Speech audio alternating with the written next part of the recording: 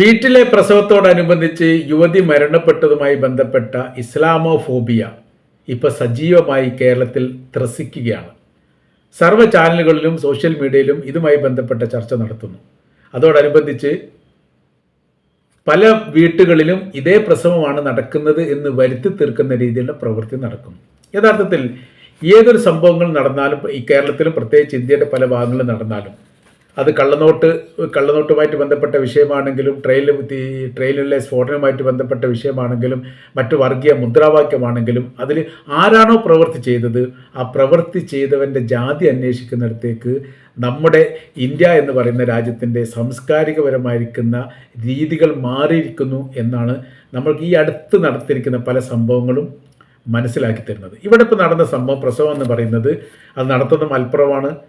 മരിച്ചത് മുസ്ലിം സ്ത്രീയാണ്. ഭർത്താവ് എന്ന് പറയുന്നത് ഒരു മുസ്ലിം പുരോഹിതനാണ്, ഒരു മുസ്ലിയാരാണ്. അതിനേക്കാൾ കൂടുതൽ അവസരം കേരളത്തിലെ ചാനലിന് എനിക്ക് കിട്ടാനില്ല. ഇതാണ് ഇതിൻ്റെ യാഥാർത്ഥ്യം. അതിനോടനുബന്ധിച്ചുള്ള വലിയ വിവാദങ്ങൾ വെറുതെ ഉണ്ടാക്കുന്ന ഒരു സ്ഥിതിയാണ്.